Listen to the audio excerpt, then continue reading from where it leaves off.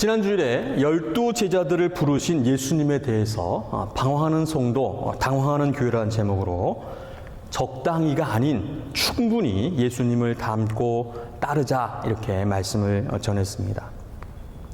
오늘은 예수님과 함께 모이는 교회라는 제목으로 계속해서 마가복음 말씀, 원시복음, 태초의 복음, 마가복음을 살펴보도록 하겠습니다. 오늘 말씀은 이렇게 시작합니다. 집에 들어가시니. 이 집은 갈릴리 가버나움의 베드로의 집이었습니다. 저희가 살펴보았던 대로 베드로의 장모가 열병으로 아프게 되어지자 예수님을 청하여서 그 병을 고치셨다 이렇게 살펴보았는데, 바로 베드로가 살고 있는 집, 장모님과 함께 사는 그 집, 예수님은 그곳에 머물면서 갈릴리의 사역들을 감당을 하셨던 것입니다. 집에 들어가시니, 그런데 이 원문을 보면 그리고 아니면 그때 그가 집에 들어가시니라고 원문에 기록되어져 있습니다. 그리고 혹은 그때에 그가 집에 들어가시니, 예수님께서 집에 들어가셨다. 지난주일에 살펴본 12명의 제자를 부르시고 집에 들어가셨는지, 아니면 다음 사건을 이어서 기록하기 위해서 그리고 아니면 그때라고 하는 접속사를 붙였는지 확실치는 않습니다. 그런데 누가복음 6장에 보니까요, 예수님께서 제자들을 부르시고 그들과 함께 내려오사 평지에 서시니라고 누가복음 6장에 기록되어져 있습니다.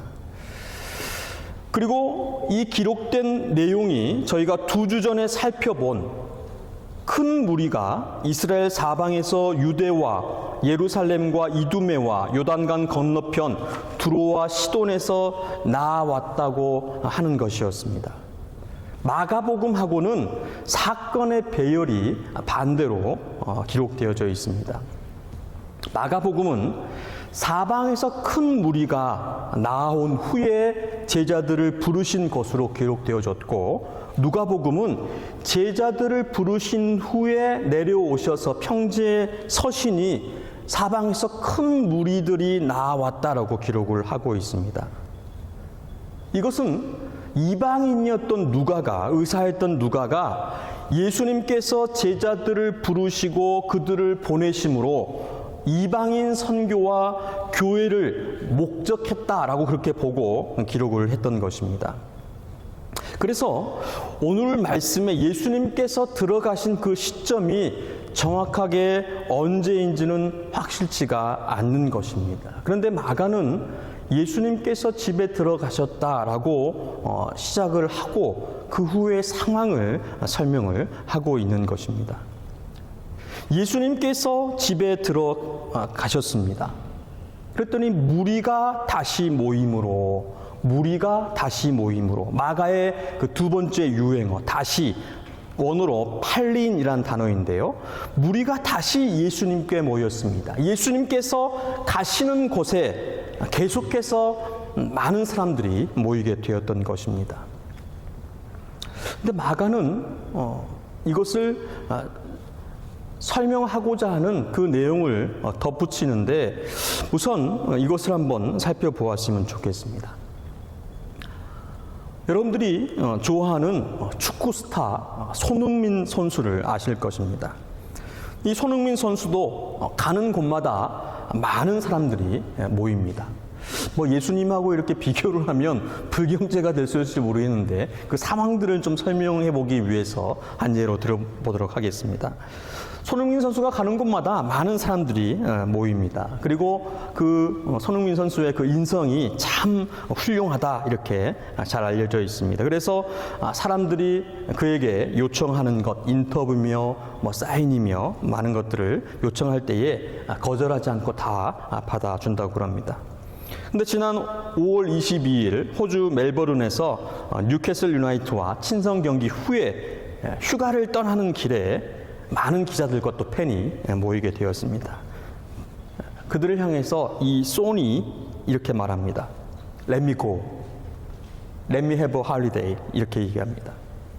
매번 여러분들의 그 요청에 내가 멈췄고 기자회견도 했기 때문에 오늘은 나를 좀 보내주십시오. 내가 좀 쉬고 싶습니다. 라고 말을 했습니다.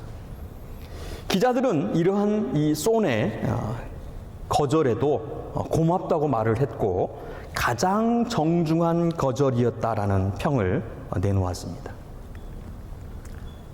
마가는 예수님께서 집에 들어가셨고 무리들이 다시 모였는데 식사할 겨를이 없는지라라는 표현을 함으로써 우리 주님께서는 쉴 새도 없이 식사조차도 할 틈이 없이 계속해서 모이는 사람들을 만나주시고 치료해주시고 가르쳐주셨음을 마가는 전하고 싶어 했습니다. 하나님의 아들 예수 그리스도께서 인간의 몸을 입고 고난을 받으시는 종으로 오셨는데 그 고난과 십자가를 앞두고도 쉴 수 없는 그 지친 육신 가운데에서도 쉬지 않고 식사까지 거르시면서 사람들을 만나시고 고쳐주시고 복음을 전하시는 이 예수 그리스도를 세상에 알고 싶어 했던 것입니다. 이 주님께서는 지금도 우리와 함께 성도와 함께 교회를 통하여서 계속해서 복음을 전하고 계십니다. 지금 이 순간에도 주님께서는 저를 통하여서 일하고 계시고 여러분들을 통하여서 일하고 계십니다.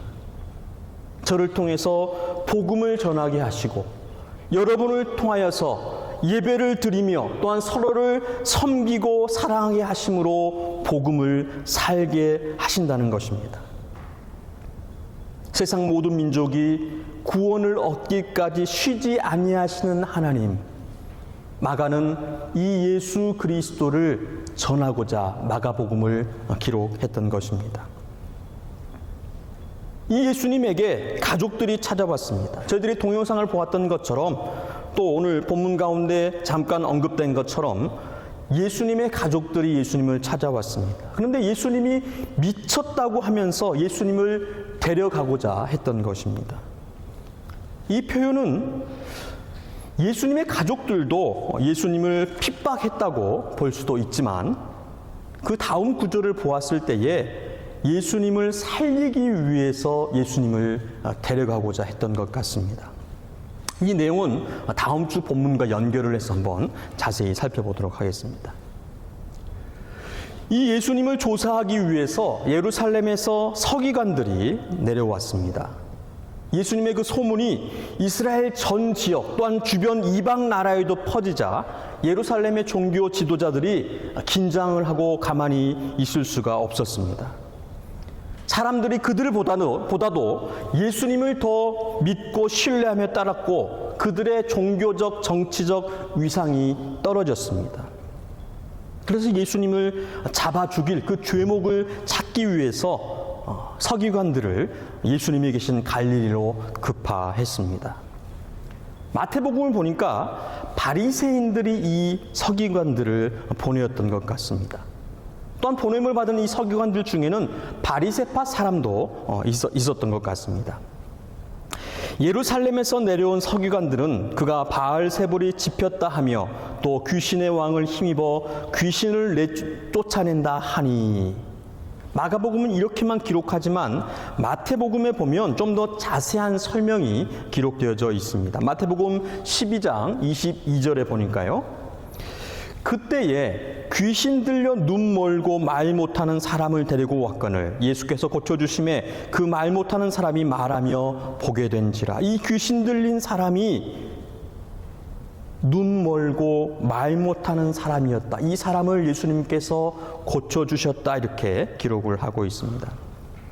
이에 대해서 마태복음 12장 24절에 바리새인들은 듣고 이르되 라고 기록을 했습니다. 바리새인들, 그 서기관들, 조사하기 위해서 내려온 그 사람들이 그 현장에 귀신 들린 그 사람을 고치시는 그 현장에 있지 않았고 단지 소문으로 듣기만 했던 그들이 귀신을 내어 쫓는 그 예수님을 향하여서 저가 귀신의 왕 바알세불의 힘으로 하는 것이라고 말을 했던 것입니다. 이 예수님께서 이들을 불러서 비유로 하시는 말씀이 바로 오늘 본문의 23절에서 27절까지의 말씀입니다. 한번 우리 다 함께 교독하시면서 읽어보도록 하겠습니다. 제가 먼저 23절을 읽겠습니다. 예수께서 그들을 불러다가 비유로 말씀하시되 사탄이 어찌 사탄을 쫓아낼 수 있느냐.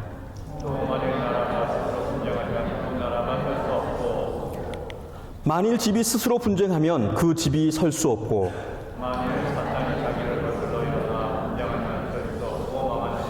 27절 다 함께 읽겠습니다. 사람이 먼저 강한 자를 결박하지 않고는 그 강한 자의 집에 들어가 세간을 강탈하지 못하리니 결박한 후에야 그 집을 강탈하리라. 나라 안에서 분쟁이 있으면 나라가 망하고 가정 안에서 분쟁이 있으면 가정이 망하게 되는데 사탄이 사탄을 내어 쫓으면 사탄 안에 분쟁이 일진데 그러면 망할 것이다. 어떻게 사탄이 사탄을 쫓아낼 수가 있는가라고 예수님께서 말씀을 하셨던 것입니다. 그런데 이 예수님의 말씀은 후에 살펴보기로 하고요. 우선 주목할 부분이 있습니다. 이 일에 대해서 마태가 기록한 그 마태복음의 기록을 저희들이 한번 주목해서 살펴볼 필요가 있는 것입니다. 바로 이 귀신 들린 사람에 대한 마태의 표현입니다. 귀신 들려 눈 멀고 말 못하는 사람이다. 이 귀신 들린 사람이 귀신에 들려서 보지 못하고 말을 하지 못했다고 마태는 기록을 했습니다. 실제로 이 사람이 그러했을 것입니다. 귀신에 들려서 앞을 보지 못하고 말을 하지 못하는 그런 실제 상황 가운데 있었을 것입니다. 그런데 성경은 그 사건과 사물 또 인물을 통해서 비유적인 설명을 하는 그런 문학적인 기법을 가지고 있습니다. 특별히 유대 문학에 있어서는 그러한 특징들이 두드러집니다.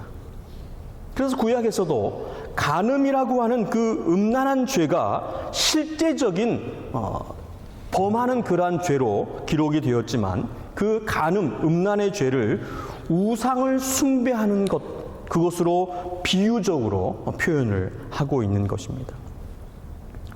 유대인들에게 전해지는 복음서인 마태복음은 당시 유대인들의 상황을 병든 자들, 또 귀신 들린 자들을 빌어서 비유적으로 설명을 했던 것입니다.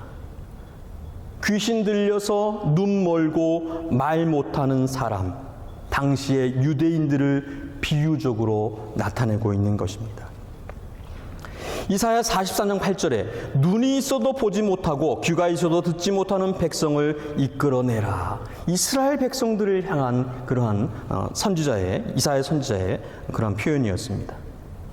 시편 115편 5절에 보니까 입이 있어도 말하지 못하며 눈이 있어도 보지 못하는 바로 우상에 대해서 표현을 하고 있는 것입니다. 바알세불, 그 이름의 뜻은 귀신의 왕이다, 또 똥의 주인이다, 파리의 대왕이다 라는 뜻을 담고 있습니다. 구약에서부터 나오는 그러한 이방의 신 우상이었던 것입니다. 저희가 새벽 기도 때에 살펴보고 있는 열왕기하 1장에 보니까 북이스라엘의 왕 아하시아가 왕궁의 그 다락 난간에서 떨어져서 병이 들었습니다. 아하시아가 자신이 낫겠는지를 알아보기 위해서 사신을 보내게 되어지는데 여호와 하나님께 묻는 것이 아니고 선지자에게 묻는 것이 아니고 이방 땅 블레셋의 에그론의 신 바알세붑, 오늘 본문에는 바알세불이라고 그랬는데 구약의 열왕기하 1장에는 블레셋의 에그론의 신 바알세붑에게 묻게 사신을 보내었습니다. 이에 하나님께서는 선지자 엘리야를 통하여서 이스라엘에 하나님이 없어서 이방의 신, 그 우상신 에그론의 신 바알세붑에게 물으러 가느냐라며 꾸짖으셨습니다. 결국 아하시아는 죽게 됩니다. 근데 여기에 나오는 이 바알세붑, 열왕기하 1장에 기록되어져 있는 에그론의 신 바알세붑의 헬라어 음역, 그것이 바로 바알세불입니다. 바알세불은 우상이며 예수님 당시에 사탄의 왕으로 일컬음을 받았습니다. 이 바알세불 우상이 입이 있어도 말하지 못하며 눈이 있어도 보지 못하는데 이 우상에 씌워서 이 귀신 이 사탄에 씌워서 이 한 사람 또한 이스라엘과 온 유대인들 그들이 보지 못하고 듣지 못하고 말하지 못함을 마태는 기록을 했던 것입니다. 그런데 지금도 똑같습니다. 이 시대가 우상에 귀신의 사탄에 씌워서 보지 못하고 듣지 못하고 말하지 못하는 것입니다. 돈에 씌워서 음란에 씌워서 게임에 씌워서 코인에 씌워서 유튜브에 씌워서 AI에 씌워서 보지 못하고 듣지 못하고 말하지 못하고 있습니다. 모든 눈과 귀와 입이 모두 이 우상들 앞에 모였습니다. 이것들만 보고 듣고 말하고 있습니다. 하나님을 보려고 하지 않습니다. 하나님께 귀 기울이려고 하지 않습니다. 하나님께 말하지 않으려고, 하나님께 묻지 않는 그러한 시대입니다. 저도 제 자신을 돌아보니까요, 설교를 준비하는데 더 많이 성경을 읽고 더 많이 기도하고 더 많이 찬양하고 더 많이 하나님을 바라보아야 하는데 컴퓨터 앞에서 검색을 하고 있습니다. 챗 GPT에게 물어보고 있습니다. 많은 목사들이 진리를, 복음을 말해야 하는데 듣기 좋은 말만 하고 있습니다. 예수님께 물어야 하는데 AI에게 묻고 있습니다. 지금 저의 모습 또한 우리의 모습이 이렇습니다. 예수님께로, 하나님께로 돌아오시기를 간절히 소원합니다. 귀신 들린 사람처럼 이 세상의 우상 앞에 우리의 모든 감각을 다 팔지 말고 우리의 감각을 재정비해서 하나님께 집중하시기를 간절히 소원합니다. 더 예배하고 더 성경 읽고 더 기도하고 우리의 눈과 귀와 입을 하나님께 집중하시기를 소원합니다. 더 새로운 교회, 더 뉴처치를 통해서 이러한 놀라운 하나님께 집중하고 예수님께 집중하는 그러한 은혜가 있기를 간절히 소원합니다. 이것을 어떻게 할 수 있는가? 누가 할 수 있는가? 바로 예수님께서 하십니다. 우리가 믿는 도리의 사도이시며 대제사장이신 예수를 깊이 생각해야 하는 것입니다. 믿음의 주요 또 온전케 하시는 이인 예수를 바라보아야 하는 것입니다. 이 예수님을 생각하시고 예수님을 바라보시며 예수님을 믿고 예수님을 닮아가는 여러분 되시기를 간절히 소원합니다. 예수님께서 이 보지 못하고 말을 하지 못하는 귀신 들린 이 사람을 고쳐주셨습니다. 귀신을 내어 쫓았습니다. 이 바리새인과 서기관들이 귀신의 왕 바알세불의 힘으로 귀신을 내쫓았다고 하자 예수님께서 비유로 설명하시고 이들에게 성령 모독죄에 대해서 말씀을 하십니다. 성령 모독죄, 옛날 개정전 개역 성경에서는 이것을 성령 회방죄다라고 기록을 했습니다. 29절 말씀에 누구든지 성령을 모독하는 자는 영원히 사하심을 얻지 못하고 영원한 죄가 되느니라. 이것을 마태복음은 이렇게 말씀합니다. 그러므로 내가 너희에게 이르노니 사람에 대한 모든 죄와 모독은 사하심을 얻되 성령을 모독하는 것은 사하심을 얻지 못하겠고 또 누구든지 말로 인자를 거역하면 사하심을 얻되 누구든지 말로 성령을 거역하면 이 세상과 오는 세상에서도 사하심을 얻지 못하리라. 너무나 두려운 그러한 말씀입니다. 사하심을 받지 못하는 죄, 성령 회방죄, 성령 모욕죄. 이 말씀은 해석하기가 참 어려운 그러한 말씀입니다. 오직 주님만이 이 말씀의 그 의도와 목적을 분명히 아시기 때문에 주님께서 가르쳐 주셔야 하는, 천국에 가서 주님께 물어봐야 할 그러한 말씀입니다. 그런데 우리가 알 수 있는 범위 내에서 이것을 해석을 하자면 그 팁이 30절 말씀에 있습니다. 이는 그들이 말하기를 더러운 귀신이 들렸다 함이러라. 이 바리새인들, 서기관들, 예수님을 조사하게 내려온 사람들, 그들이 예수님께 귀신이 들렸다 이렇게 말을 했던 것입니다. 이것이 바로 성령 모독죄입니다. 예수님께 귀신이 들렸다. 그가 그 귀신의 힘을 빌어서 귀신을 내쫓는 것이라고 한 것, 이것이 분명한 성령 모독죄입니다. 이것을 예수님께서는 성령을 모독한, 성령을 회방한, 그래서 사심을 받을 수 없는 것이다 이렇게 말씀을 하셨습니다. 명백한 성령 모독죄입니다. 그런데 이 말씀을 통해서 우리가 경계해야 할 것, 우리가 경계해야 할 성령 모독죄는 무엇인가? 이 성령 모독죄의 심각성은 사심을 받지 못한다는 것입니다. 용서함을 받지 못한다는 것입니다. 용서받지 못하는 것의 그 결과, 사심을 받지 못하는 것의 그 결과는 구원받지 못하는 것입니다. 구원받지 못하는 유일한 길은 예수를 믿지 않는 것입니다. 바로 예수를 믿지 않는 것, 그것이 바로 성령 모독죄입니다. 바리새인과 서기관들은 예수를 믿지 않았습니다. 그래서 더러운 귀신이 들려서 그 귀신의 힘을 빌려 귀신을 내쫓는다고 그들은 말을 했습니다. 이것은 사심을 받을 수 없는 죄, 바로 구원이 없음을 말씀을 하셨던 것입니다. 예수님께서는 우리의 모든 죄를, 어떠한 죄라도 사하실 수 있다 이렇게 말씀을 하셨습니다. 사람에 대한 모든 죄와 모독은 사심을 얻되 누구든지 말로 인자를 거역하면 사심이 없대.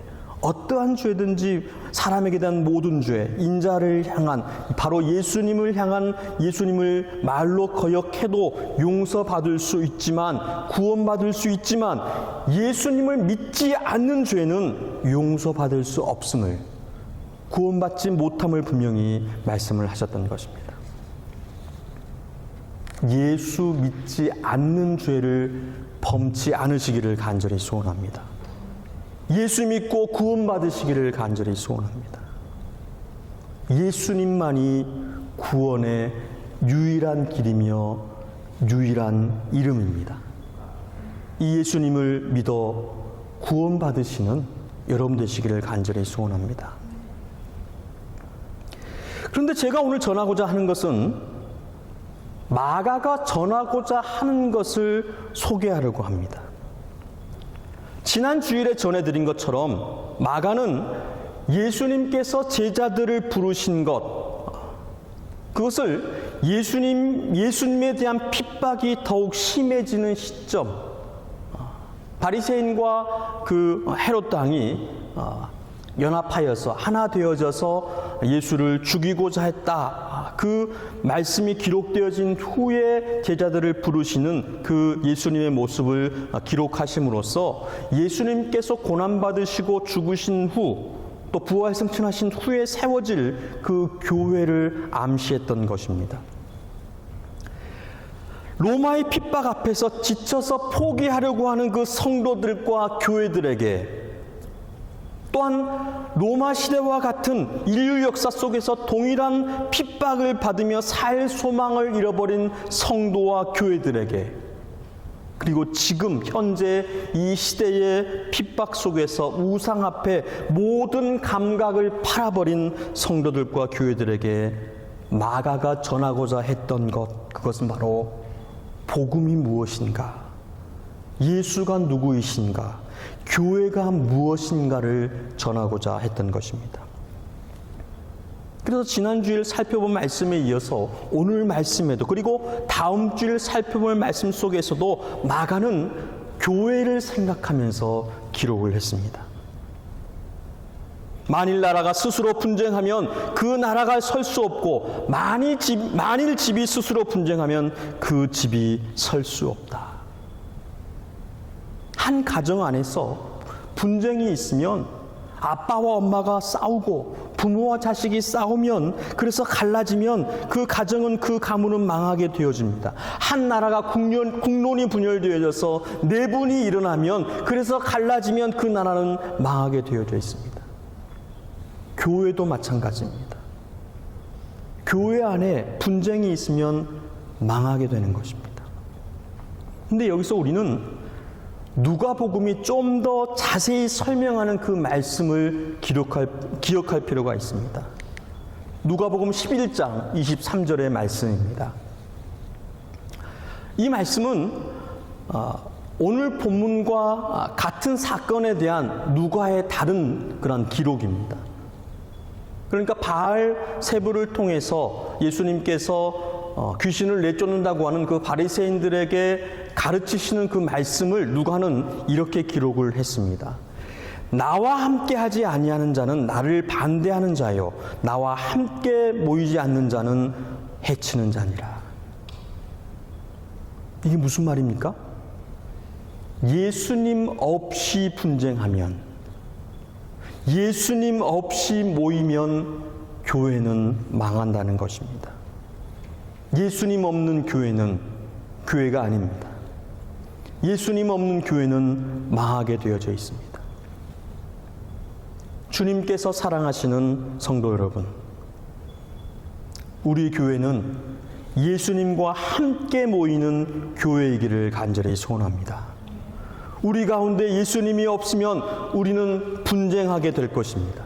싸우게 될 것입니다. 그리고 망하게 될 것입니다. 우리의 심령, 우리의 마음과 생각에 예수님이 계셔야 합니다. 우리 예배의 중심에 예수님이 계셔야 합니다. 우리 친교의 중앙 자리에 예수님이 계셔야 합니다. 우리 사역의 핵심은 바로 복음이며 예수 그리스도라는 그러한 사실입니다. 예수님과 함께 모이는 더 새로운 교회, 더 뉴 철치가 되기를 주님의 이름으로 축원드립니다.